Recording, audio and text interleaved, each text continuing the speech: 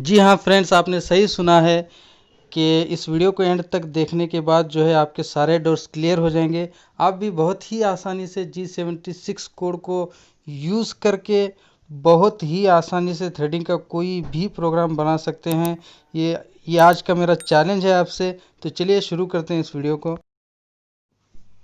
Friends, G76 code लेकर programme बनाने के लिए पहले तो G76 कोड का फॉर्मेट हमें याद रखना है और ये याद रखना बहुत ही ज़रूरी है। यानी G76 कोड को लिखते कैसे हैं और जो पैरामीटर्स G76 कोड में यूज़ होते हैं, यानी जो अल्फ़ाबेट्स हम लिखते हैं उनका क्या मतलब होता है, इसी को भी याद रखना बहुत ही ज़रूरी है। तो फ्रेंड्स चलिए देखते हैं कि G76 फॉर्मेट्स को लिखते कैसे हैं और उसमें जो पैरामीटर्स यूज़ होते हैं उनका क्या मतलब होता है। फ्रेंड्स, G76 कोड के फॉर्मेट में पहले तो हमें G76 लिखना है, फिर उसके आगे P के आगे जो है MR और A की वैल्यू लिखनी है। अब आप ये सोच रहे होंगे कि MR और A की वैल्यू क्या है, तो ज़्यादा कंफ्यूज मत होइए। हमें M की जगह पर ये लिखना है कि कितनी मर्तबा हाउ मेनी टाइम्स हमें टूल को फिनिश लाइन पर चलाना है। यानी जब हमारे जॉब का थ्रेडिंग डेप्थ फिनिश हो जाए तो फिर वही डेप्थ पर हमें कितनी मर्तबा टूल को चलाना है ताकि हमारी जो थ्रेड्स की जो फिनिश है वो और ज़्यादा फिनिश हो जाए। फॉर एग्ज़ाम्पल अगर आपको 2 मर्तबा 2 टाइम्स चलाना है तो आप जो है उसकी वैल्यू 02 लिख सकते हैं। आर जो है चाम्फर वैल्यू है।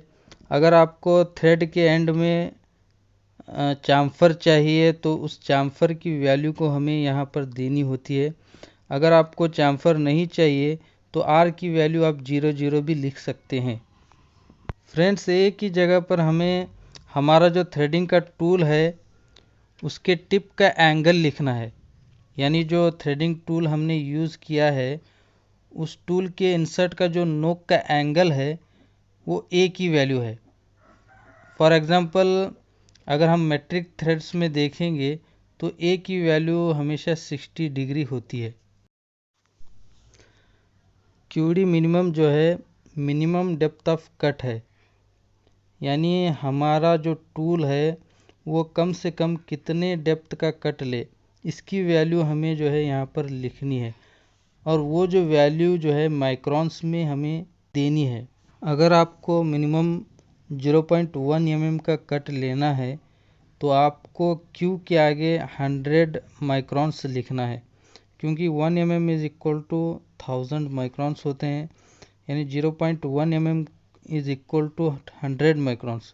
फ्रेंड्स, RD जो है फिनिश अलाउंस है। यानी फिनिश के लिए हमें कितना मटेरियल X में बचा कर रखना है, इसकी वैल्यू हमें यहाँ पर देनी होती है और ये वैल्यू जो है हमें रेडियल में देनी है। फ्रेंड्स, नेक्स्ट फिर हमें G76 लिखना है और उसके आगे X और Z की वैल्यू देनी है। फ्रेंड्स, इसमें X और Z की वैल्यू जो है हमारे थ्रेडिंग साइकिल के जो एंड्स के कोऑर्डिनेट्स हैं वो हमें लिखने हैं। अगर आप X की वैल्यू को अगर देखेंगे तो हमारा जो थ्रेड का जो माइनर डायामीटर है उसको हम X की वैल्यू कंसिडर करेंगे और अगर आप Z की वैल्यू को लेना है तो जो थ्रेडिंग का जो लेंथ है उस लेंथ को हम Z की वैल्यू कंसिडर करेंगे। फ्रेंड्स, अब आप सोच रहे होंगे कि X की वैल्यू हम कैसे निकालें, तो ज़्यादा सोचिए मत।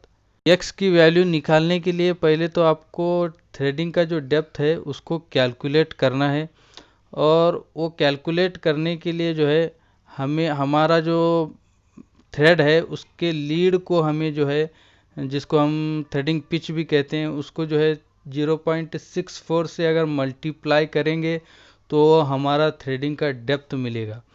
तो उस थ्रेडिंग के डेप्थ से जो है हम बहुत ही आसानी से X की वैल्यू को निकाल सकते हैं। फ्रेंड्स, RI जो है हमारी टेपर वैल्यू है। अगर हमें कोई भी थ्रेड जो है टेपर एंगल में मारना है, कोई स्लोप में मारना है, तब हम इसका यूज़ करते हैं। जैसे कि हमें BSW थ्रेड मारना है, NPT थ्रेड मारना है, वहाँ पर हम इसका यूज़ करते हैं क्योंकि वो थोड़े स्लोप में होते हैं। अगर हम बात करेंगे मेट्रिक थ्रेड्स की तो वहाँ कोई स्लोप नहीं होता, वहाँ पर थ्रेड्स जो है एक स्ट्रेट लाइन में होते हैं। तो इसीलिए हम RI की वैल्यू को जो है हमेशा मेट्रिक थ्रेड्स में 0 लिखते हैं। फ्रेंड्स PK जो है टोटल थ्रेडिंग डेप्थ है और इसकी वैल्यू माइक्रॉन्स में देनी होती है। और QD जो है डेप्थ ऑफ फर्स्ट कट, यानी स्टार्ट में टूल को कितने माइक्रॉन्स का कट लेना है फ्रेंड्स, इसकी वैल्यू भी हमें देनी होती है। और फ्रेंड्स आखिर में F जो है हमारा थ्रेडिंग का पिच है, जिसको हम थ्रेडिंग लीड भी कहते हैं। तो वहाँ जो हमारा थ्रेड है उसका पिच हमें लिखना है। तो चलिए एक एग्जांपल लेकर उसका प्रोग्राम बनाकर देखते हैं और उसको मशीन के अंदर डालकर रन करके भी देखते हैं।